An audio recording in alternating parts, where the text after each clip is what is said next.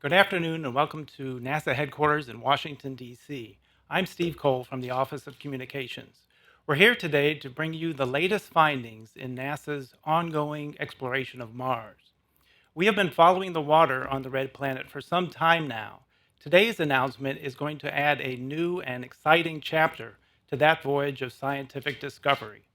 The new results are based on observations from NASA's Mars Reconnaissance Orbiter.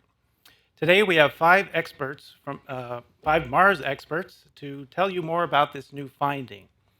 The first speaker will be Michael Meyer, who is the lead scientist for the Mars Exploration Program here at NASA headquarters. Alfred McEwen from the University of Arizona, who is the lead author of the paper being published today in Science and principal investigator of the HiRISE instrument on the orbiter, the High Resolution Imaging Science Experiment. Our third speaker is Colin Dundas, also a co-author on the science paper, a research geologist from the U.S. Geological Survey in Flagstaff, Arizona.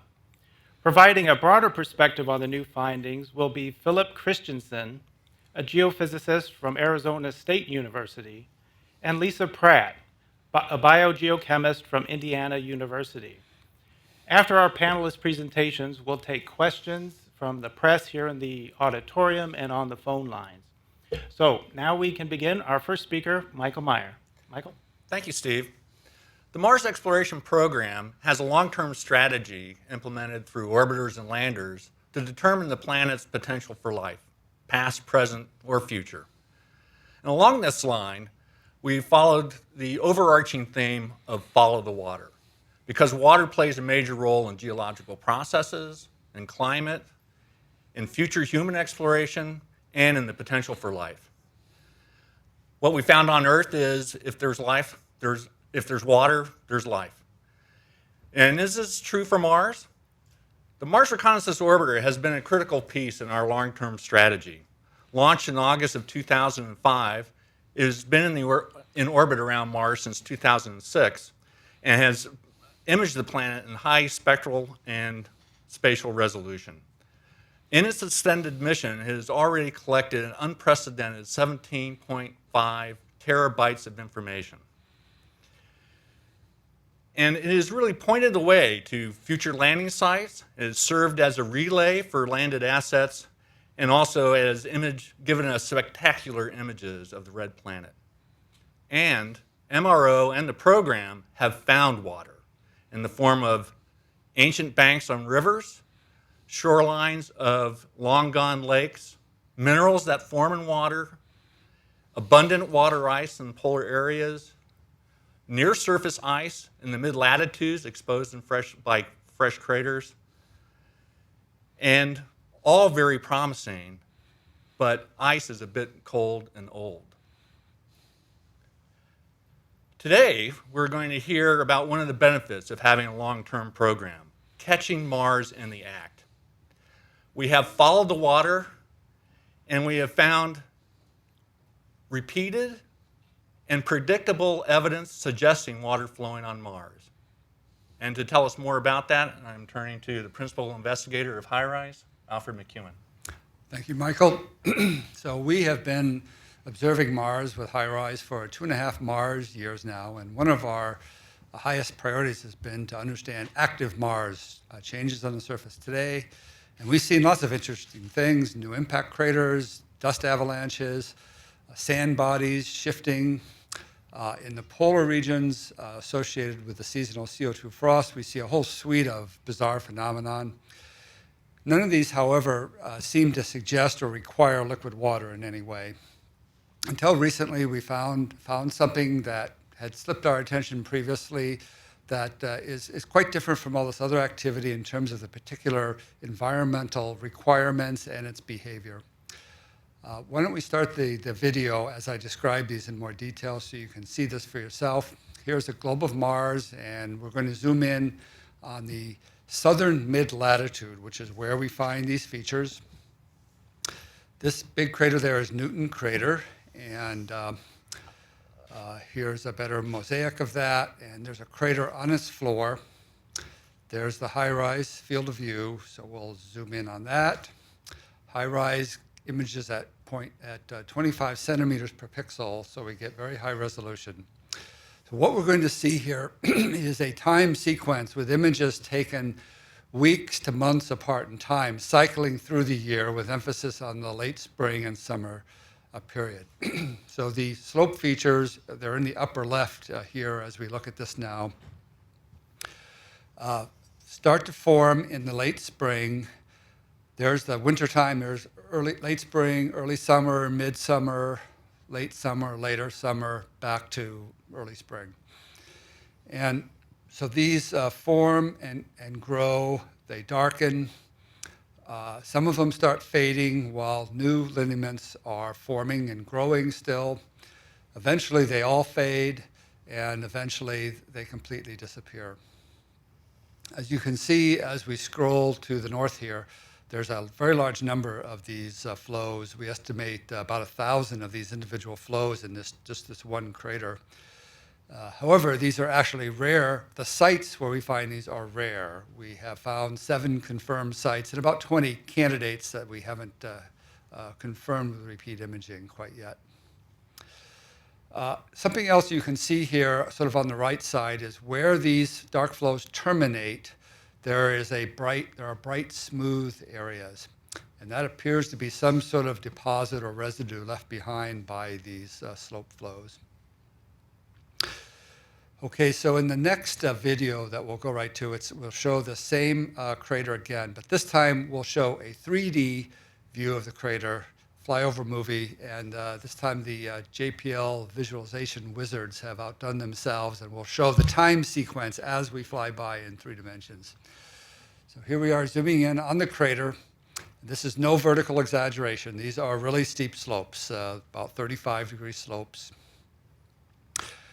These dark flows appear to emanate from bedrock outcrops. Sometimes in places we see them emanating from rocky slopes where we can infer shallow bedrock. So there is some preference for bedrock here.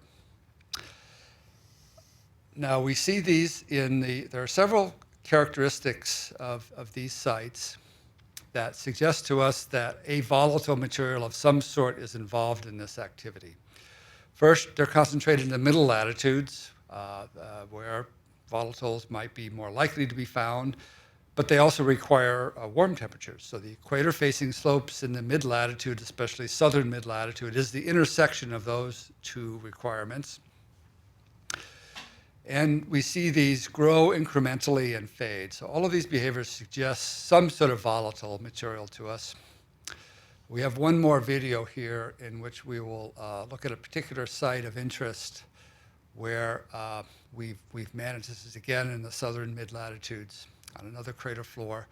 But this is the one site where we've observed this activity in 3 subsequent Martian summers. So they definitely repeat every year, not exactly in the same place. They may be more or less active from year to year. This goes by kind of fast, but there's actually 3 Mars summers mixed into this sequence here as we scroll along. So as I was saying, we suspect a volatile material. These slopes are far too warm for carbon dioxide frost. We have Phil's Themis instrument on Mars Odyssey to measure the temperatures, and we measure these temperatures on a 100-meter scale to be from about minus 23 to plus 27 centigrade, which is minus 10 to plus 80 Fahrenheit. So these are temperatures appropriate for, well, those above freezing are appropriate for even pure water, but we expect water on Mars to be briny, to be salty, because we know that the surface is salty from all of the past landers and rovers, from Martian meteorites, from orbital remote sensing. So any water that flows in the subsurface or surface is going to get salty. Furthermore, the salt serves to depress the freezing point of the water. So in places where it's below freezing and we see this activity, it is still plausible for that to be salty water. Now, so we have this circumstantial evidence for water flowing on Mars. We have no direct detection of water. There is an instrument on MRO called the Compact Reconnaissance Imaging Spectrometer for Mars, CRISM, which acquires spectra in many wavelengths, at a maximum, a best scale of about 18 meters per pixel. These features are 1 to a few meters wide. So they're not fully resolved, and they do not see, CRISM does not see water. Now, we suspect that there is water present at the surface only in small areas for short periods of time, which would be consistent with the CRISM data. It's important to bear in mind that the environment of Mars is very different from Earth. The atmospheric pressure is less than 1% of that of Earth. Pure water on these sites at these temperatures would boil, in spite of it being well below the boiling point at 1 bar on Earth. Now, salty water probably doesn't boil, but it still evaporates very rapidly. So we think we can explain that away, but nevertheless, we lack that direct confirmation of water. So how can we understand these for sure? How can we confirm what these are? What we'll be doing is continuing to acquire MRO observations to understand all the observational constraints, especially the extremes of temperature and latitude and season. And then I think it's laboratory experiments that are really going to provide the next major step forward in understanding these. These are small scale features, so you can simulate these in the laboratory at only a factor of 10 or a little more reduced scale. That's much better than you can do with many geologic processes like earthquakes, where it's many factors of 10, a difference in scale. And controlling the atmospheric pressure and temperatures to Mars-like conditions is quite possible. There's quite a number of labs around this country and Europe that can do this. Furthermore, there are future missions coming. The Trace Gas Orbiter from 2016 might acquire some interesting observations, and we're currently discussing what it might see. And there's always a possibility of future landers and rovers. Now, we see these, we've heard about the gullies on Mars previously, and these flows are associated with small channels in some place. So what is the relationship between these features and flows? To address that in more detail, we'll turn to Colin. Thanks, Alfred. I'm going to talk a bit about Martian gullies and their activity and how they compare with these dark flows that we're talking about today. If I could have the first slide. Gullies have been discussed frequently as evidence for water on Mars. This is an image of a crater in the southern mid-latitudes, where you can see a number of gullies on near the top of the image on the pole-facing slope. And the upper arrow is indicating one gully that I'll talk about a bit more later. This is also a site where we've seen these dark flows. The lower arrow indicates a site that I'll talk about where those are present. So gullies have been discussed quite a bit as evidence for water on Mars. If I could have the next slide. These tend to consist of an upper alcove feeding into a channel and then ultimately an apron. And they look very much like water-carved features on Earth. And these were first reported about 10 years ago, and since then there's been quite a bit of discussion about various processes that might have been involved in forming these, but mostly centered around liquid water. With HiRISE, we've been very interested to learn more about these, and we've been monitoring a number of gully sites, as has the context camera, looking for changes. We've seen a number of gullies that have been active. And if I could have the next slide. This is an example comparing this and the next image. If you look at the lower left, you'll see near the toe of a gully channel, a dark deposit forms. And we've seen a range of different activity in gullies, but we've also seen a tendency, given the timing constraints, for this activity to occur in the colder times of year. In fact, for some of the best constrained events, it tends to be in the winter. And gullies in the Martian mid-latitudes tend to be on pole-facing slopes, which are cold, and especially cold in the winter when carbon dioxide frost forms. So these gully activity is quite distinct from what we see in this slope lineae. If I could have the next slide. This is again the same site that Alfred showed in his third movie. This is an example of slope lineae in the same crater where that active gully that I just showed is present. The activity is quite distinct. The gullies tend to be on the pole-facing slopes, tend to be active in the winter, and tend to be single events, but sometimes at a much larger scale than what we observe with these flows. The scale of gullies can be a kilometer scale, and we see in some cases, quite significant changes. Whereas with these smaller dark flows, these tend to be on equator-facing warmer slopes, active in the summer, and the individual flows tend to be much smaller. And they're so far not associated with any visible changes to the topography. As you go from year to year, things look about the same. These are sometimes associated with small channels, but not with, in most cases, not with the larger gullies that have been talked about quite a bit previously.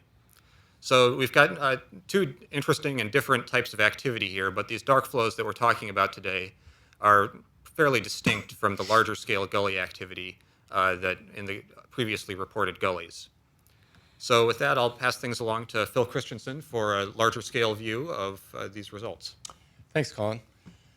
In the last 15 years, we've certainly discovered that Mars has a lot of water.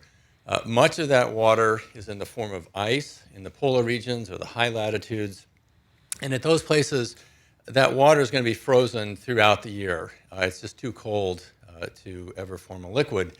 What makes these new observations so interesting is that they occur at much lower latitudes where the temperatures are much warmer and where it's actually possible for liquid water to exist. So to put this in a little bit of a perspective, if we could take a look at the first slide, what this shows is a global map of Mars from pole to pole of the Mars Odyssey neutron spectrometer data, which measures water or hydrogen in the upper meter of the surface. What that experiment showed was at the high latitudes near the poles in this image, these blue colors represent places where there's a significant amount, 70, 80, 90% of the surface being ice. So there hasn't been a question for some time now that there's ice on Mars, but it's typically at very high latitudes. The next piece of the story came, the next slide shows some small impacts where nature has helped us out to probe a little bit deeper. These are small craters where the impact has actually exposed water ice onto the surface, and this extends toward the equator, the regions where we know ice is present. But again, these are at fairly high latitudes up, northern Canada type of locations. The next slide shows the locations of these slope flows that Alfred and his team have discovered. And what we see is these are much closer to the equator. They're in regions, as Alfred mentioned, where the surface temperatures are much warmer. So this is providing even more evidence that water is closer to the equator than we thought before. And now it's in a zone where the temperatures are going to allow that water to potentially be liquid at various times throughout the year. Now, these mid-latitudes are, I think, extremely interesting. There's, in addition to these flows and the gullies, we've seen evidence of materials that looks like it's pasted onto the surface as if it was a snow or ice deposit, knobby mantled terrains throughout this region that might be ice that's evaporating. So these mid-latitudes are, I think, a very interesting place on Mars. The final slide shows mineral evidence. Alfred mentioned the possibility that these were salty or briny flows. The red dots there show places where we think we have evidence, mineral evidence for actual salt deposits on Mars. And you can see there's a very nice correlation between where these salt deposits are occurring and where these potentially briny surface flows or near surface flows are occurring. So again, a very nice correlation. So in conclusion, I would argue that the mid-latitudes really are turning out to be the place on Mars where a lot of the action is. They're high enough latitudes and cold enough at times where snow and ice can accumulate, and yet, importantly, they're warm enough at times where liquid water can actually exist. So for me, this is sort of the beginning of a process, the beginning of the scientific process where we've just started. As Alfred mentioned, there's questions regarding these observations, but now the scientific community can really turn to them and really begin to probe the details of what these observations are telling us about water on Mars.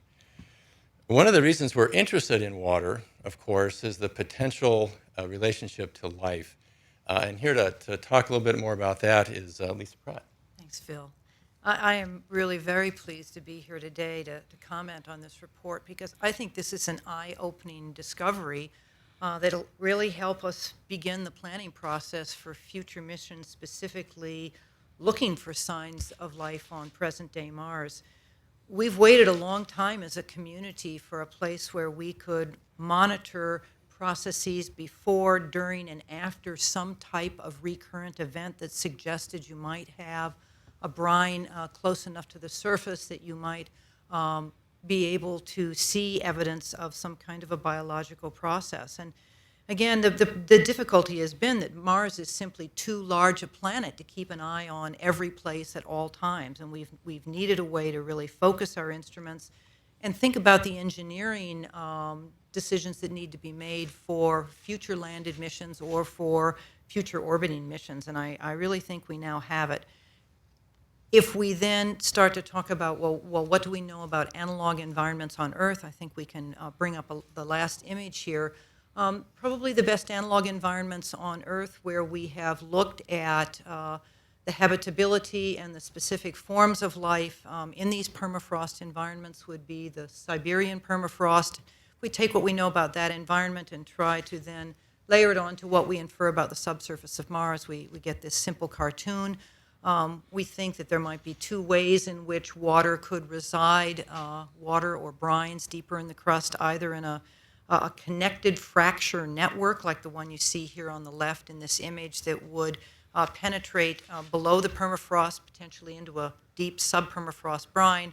But on the right, we can also imagine that as a result of pockets and patches of snow and ice, we might have lenses or pockets in this diagram labeled cryopegs. Cryopegs on Earth actually refer to bodies of water that are very cold and salty, and because of their salt content, they remain liquid even though the surrounding permafrost can be very, very cold.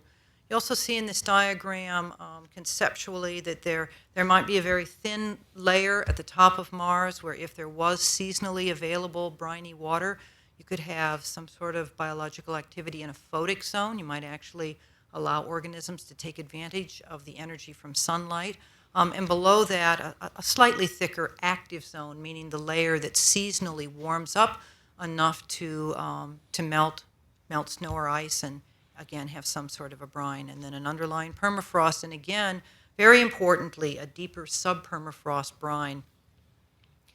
So the next big question is to try to understand the origin and source of these flows that Alfred and his team have inferred on Mars, to think about them in terms of whether or not they might provide a conduit or a connectivity to a larger, deeper brine pool, or if in fact these fluids are just isolated patches and pockets.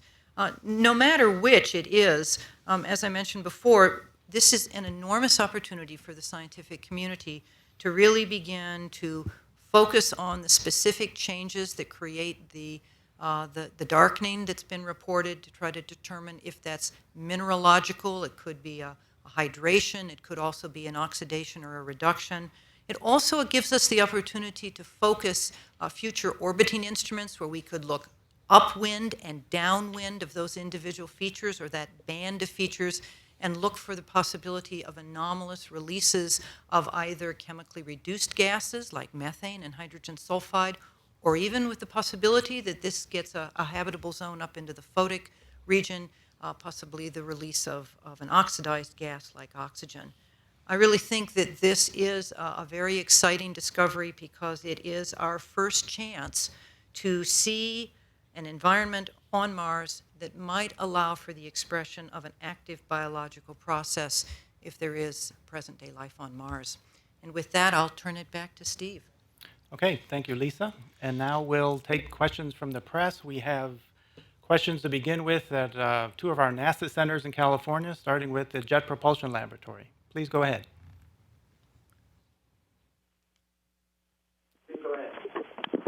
Yes, I know that you mentioned that now the work begins in terms of identifying the source of the water, but are there any working theories as to what could possibly be a source for this theoretical water? Yes, we have too many theories, maybe. This is a tough question.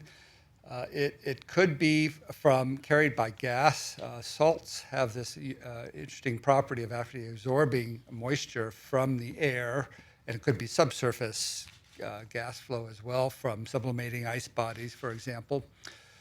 The other possibility is that, similar to what Lisa showed, there are actually pockets of brine in the crust, and if there were very concentrated brines associated even with those chloride deposits that Phil showed that were quite ancient, that briny water is cold enough to be stable over geologic time. So then you need some process by which it is brought and released to the surface. These may be low probability sorts of scenarios, but these are also rare features. So that's where we are now in trying to understand this. Okay, thank you. We have another question from JPL. Would you please state your name and affiliation? And go ahead. Joe Pisecki, Times Community News. My question is, how is the Mars rover Curiosity able to follow up on this new information when it's launched to Mars? Well, one experiment that it has on board is the tunable laser spectrometer, which can measure, among other things, methane. So if there actually is methane being produced somewhere on the planet, it has the sensitivity that it ought to be able to pick that up. And if there's a seasonal component, it ought to be able to see that also, since Curiosity is expected to last at least one Mars year. Other than that, it can't follow it up. It can't go to these sites that Alfred just showed because they're too far of a southern latitude, so that the rover hasn't been designed to do that. But more importantly, it's not designed to land on those steep slopes, which that would be bad. But then number three is there is a planetary protection concern in that if these are features showing liquid water near the surface, Curiosity has not been fully sterilized, so it wouldn't be allowed to go there for fear of actually contaminating the planet with Earth life.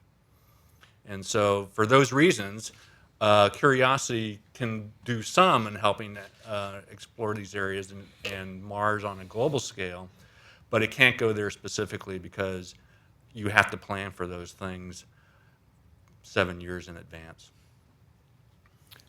Okay, let's go to Ames Research Center for the next question. Your name and affiliation, please.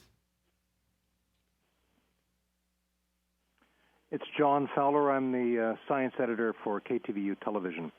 You say it's suggestive of liquid water. What do you need to rule out to be certain? And it looks like a duck, quacks like a duck. Isn't it a duck?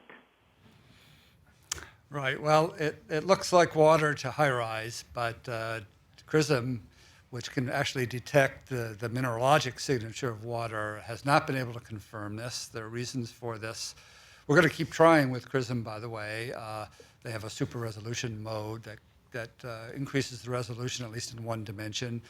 Also by observing at different seasons and differencing the spectra, that'd be another way to tease out some subtleties in the spectra. But as I said before, I think it's going to be laboratory experiments on Earth that really give us the best confirmation or refutation. If we can show a mechanism of matching these observations with or without water in the lab, I think that would be very powerful. I'm looking forward to the publication of these observations as motivation to those who do such experiments. All right, and we have a question here at headquarters. Please go ahead. Maggie with Cronkite News Service. You guys mentioned the volatile, characteristics of what was found at the lower latitudes. Am I correct? In the brine water. An average reader, I certainly don't necessarily get that. So can you relate that to a substance that I would understand from a day-to-day use? If pure water in this environment would boil, what is what you found? Does that make sense? Right. So on Earth, we don't commonly encounter these highly concentrated brines because there's so much water. This is the water world, and it gets diluted by all the rainfall and so forth. Seawater is salty. It actually only depresses the freezing point by about 4 degrees Fahrenheit, so it's probably not as salty as the water we're talking about here. If we had more experience in the permafrost environment that Lisa was describing, that's the kind of environment where, as you freeze water with some salt in it, you first precipitate out pure ice, and that then causes the residual liquid to have more concentrated water. And so the last liquid to freeze, if it freezes at all, is highly concentrated in salt. There must be some common substance that we're all familiar with that has a high concentration of salt. So it's not coming to me what Well, that. you put salt on your walkway. Okay. And, So like the if it's- slush that would be left over, maybe. I mean, I'm thinking of like buttermilk with the equivalent to salt. You know, like Yeah. you. So That makes sense. right. So this very salty water can be very different from water in that it is a higher in density and higher in viscosity. So it is more like a syrup maybe in how it flows. It could be. We really don't know how salty this water is from these observations. So this is speculation, but it could be rather different from pure water. Okay.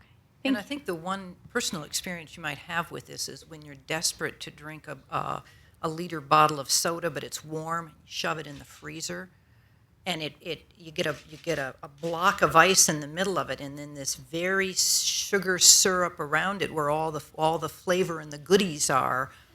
That's because the water that freezes out is quite pure ice, and all of the other things, the sugars and the salts, are in the syrup, and we all know this from experience. The whole thing doesn't freeze.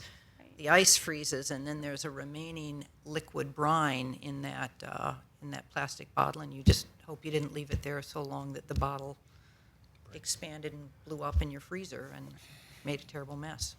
Okay, so let's just imagine then that all of a sudden we can go to Mars and live there. Like, what do you do with what you have? What do you do with this to make it usable? Is there an option? Is this something you do and you take samples back to the lab and go from there? Or, I don't really know how it goes from Well, we here. have plenty of pure water ice, and that's water, and it's more pure, and the ice is easily accessible, and that's very useful stuff. So it might be that's more usable than the brines for producing fuel and oxygen and drinking water and so forth. But I think the key here is we know Mars has a lot of ice, but this is the first time we've seen the potential for liquid water. It might be salty water, but it's still liquid, and I think that's the key here. It's not that Mars doesn't have a lot of ice, but liquid water, certainly to an organism, is very, very, very different than ice, and so that's, I think, the key. Right. How people would use it, that's a question. I guess They might use be it for some- their experiments. Yeah. Okay, we have a questioner on the phone lines, Clara Moskowitz from space.com. Please go ahead.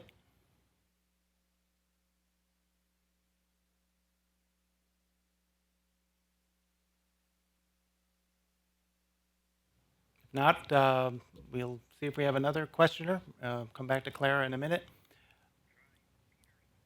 All right, we're going to Peter Spots, Christian Science Monitor. Peter.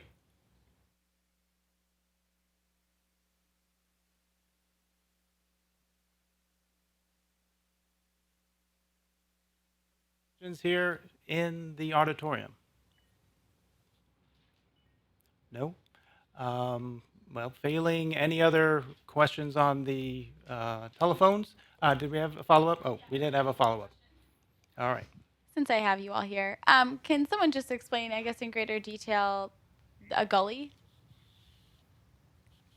All right, I can cover that one. The gullies on Mars they were discovered a bit over 10 years ago. The classic form is an alcove channel and an apron of material, somewhat similar to small alluvial fans on Earth, which are transported by water. And so they've been taken as evidence for liquid water at some point. There's been a lot of work in understanding where these are located and how they might relate to possible snow deposits or variations in Mars's orbit. And the current activity we're seeing is in the winter when liquid water is less likely, but exactly how that relates to the past history of gullies isn't completely clear. Okay, thank you. We have another question at Ames Research Center in California. Please go ahead and identify yourself, please. Okay. That's not the answer we wanted to, the question we wanted to respond to. But let's see. I guess if there are no other questions, let me just remind everybody that all of this information about this and all the images are available on the NASA website at www.nasa.gov/MRO. We do have a question here in the auditorium in the back. Hi, my name is Jason Callahan. You mentioned that a lot of study would need to be done to confirm or rebut the findings. I was wondering, what are the other possible or plausible explanations for what you're finding, and what exactly would the process be? How long do you think it would potentially take to make this determination? Right, so we've spent a lot of time, the co-authors of this paper, in trying to come up with alternate hypotheses. It's clearly associated with warm temperatures for Mars. Now, just rapid temperature changes, and that can damage rock and cause bits of it to flake off. But that's a slow process, and why this occurs in only some places and not others is puzzling. And certainly the incremental growth and so forth, none of that quite makes sense. Another possibility is, well, there's dust over most of Mars. These are relatively dust-free areas, but there's some dust everywhere. If you remove dust, it gets darker. When you add dust, it gets brighter. The problem with that is that we've seen dust avalanches elsewhere. We know what they look like. They don't share these characteristics. They don't have seasonality. It does cause a color change when you move dust from rocky ground. We don't see that color change here. We don't understand why it would have this latitudinal distribution and seasonality and so forth if that was the case.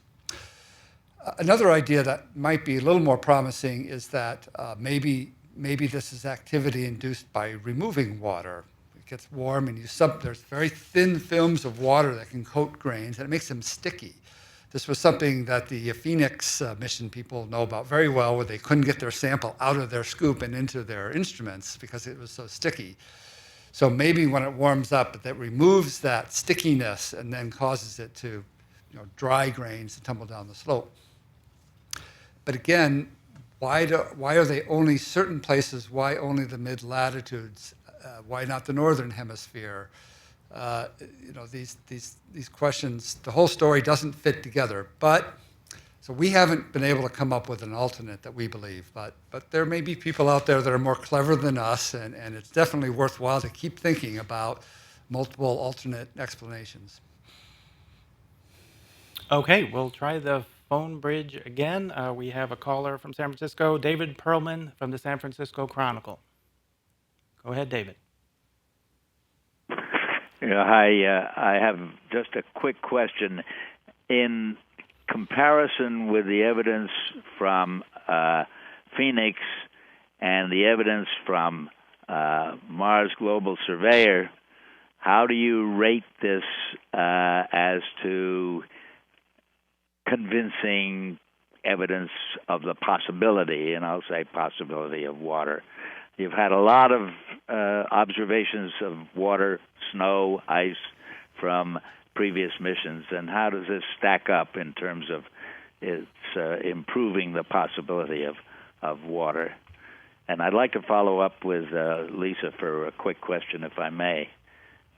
Okay, let me just remind people quickly of a Phoenix mission result where there were apparent droplets that formed on the legs of the lander, and the leading hypothesis for that is that these were salts. They found perchlorate salts, particular type of salt that absorbs water from the atmosphere, and so a plausible explanation is that the salt that was kicked up from landing on the legs absorbed water from the atmosphere and made droplets. And if that's the case, there should be droplets of water that form in the regolith on the ground as well at the Phoenix site.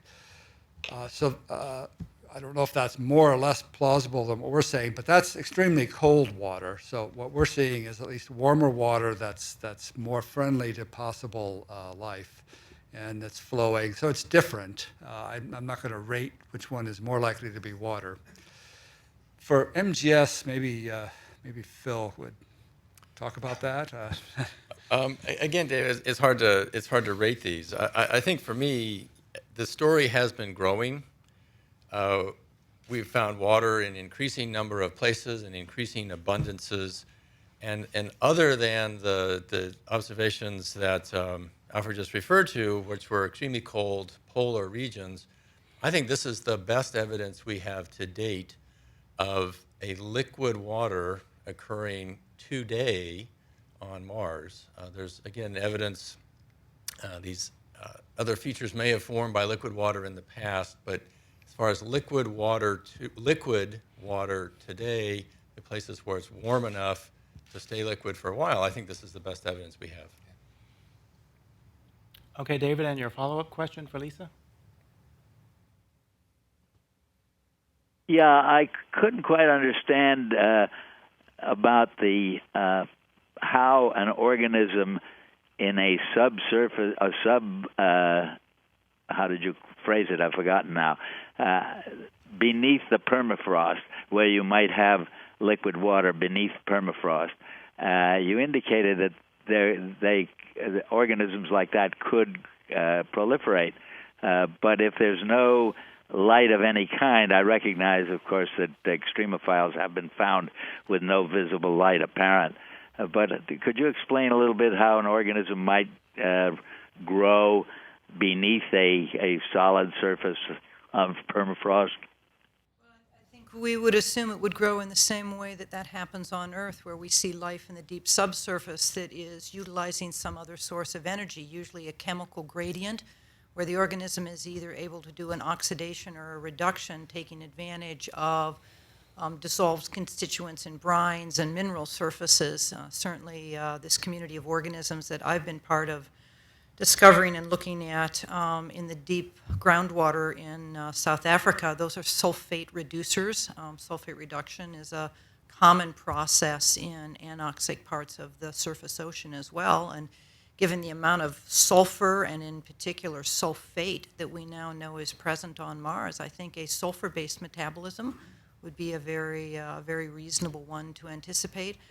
The way in which it would communicate with the surface environment and possibly take advantage of seasonal access to the surface world would be if there was a fracture network that created a conduit that extended through the permafrost. On Earth, we would call that a talic, which means there are fluids that, because of their saltiness, actually create a column of unfrozen ground through the permafrost. Now, again, we don't have any evidence for that yet on Mars, but when we look at analog environments with very cold, very thick permafrost on Earth, those are the kind of features we see. And if there were to have been life on Mars, and if it evolved and adapted to this permafrost world, I think those are reasonable things that we could go look for.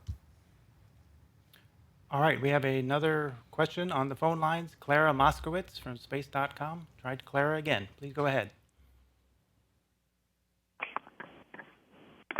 Yes, thanks very much. I understand that if this water exists at all, it only exists seasonally. So could you talk a little bit more about what type of organisms would be able to survive that kind of change, and what would happen to the organisms when the water wasn't available? You want me to take that one? Yes, Alfred? please do. Again, this is very speculative because we really have no idea whether or not there are extant organisms on Mars, or if there ever was life on Mars. But what we see on Earth in that kind of a setting is that if there are cryopegs, cold, salty waters that never freeze despite the cold surrounding frozen ground, then they simply remain active at all times, although at lower metabolic rates when the coldest temperatures occur. If the environment is one in which it's liquid seasonally but pretty much freezes up solid at other times a year, then that would have to be an organism that could go into a dormant state or could go into a resting state and just patiently hang out near the surface until spring comes around again. This is a strategy that we see many organisms on Earth using to get through either long dry spells or to get through long cold spells. So if there were to be evolving organisms on Mars, I don't see any reason why they couldn't adapt to that kind of seasonally available, very brief access to resources. You bloom quickly, you do what you need to do, and then you go dormant. All right, we have another question. Peter Spotts, Christian Science Monitor on the phone lines. Go ahead, Peter. Yeah, thank you very much. Actually, I guess it's a trivia question, but since you were able to do this, observe these repeatedly, are there any even back-of-the-envelope estimates for, let's say, Newton crater and the amount of water that was flowing over these periods, particularly since it seems over these long seasons it's not, these things are kind of renewing and extending themselves. Do you have a sense for how much water we're talking about? How much fluid? Yeah, well, you have to make assumptions here. We don't really know the mechanism, and in particular, we don't know whether this is really a flow of water for the most part or whether it's just a matter of wetting a boundary layer and you have a debris flow flowing on a thin film of water.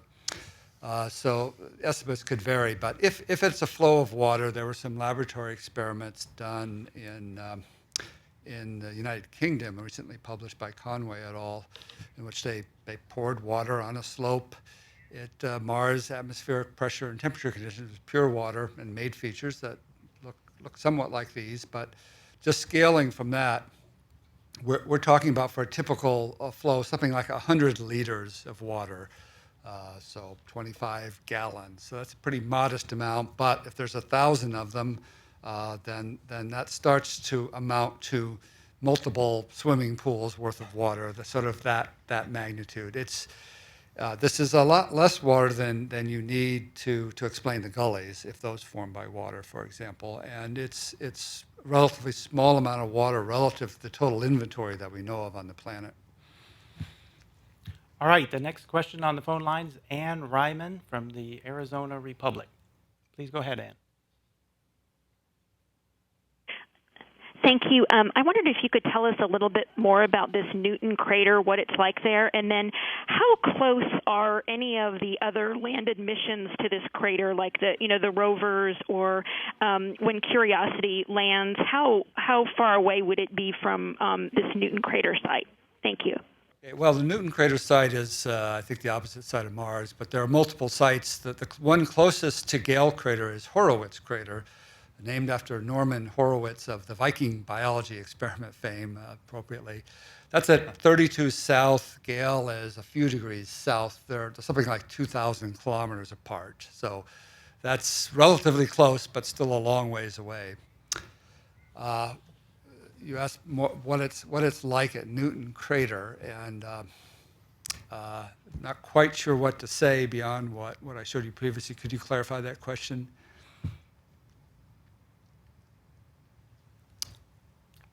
I'm just curious, like how much we know about it, just if there's any sort of description of it that people would find interesting. Well, it's a relatively young crater. It doesn't have a name now. We need to submit to IAU names for the craters that we're making famous here. But it's a relatively well-preserved 10-kilometer diameter crater. The crater itself is probably a few 100 million years old, just judging from its state of preservation. It has steep crater walls. Because it's relatively young, it's still well preserved and has steep crater walls. It exposed bedrock around the rim. It's got gullies, as Colin showed, on the north side, and fine channels around the rest of the crater that may or may not be related to these flow features.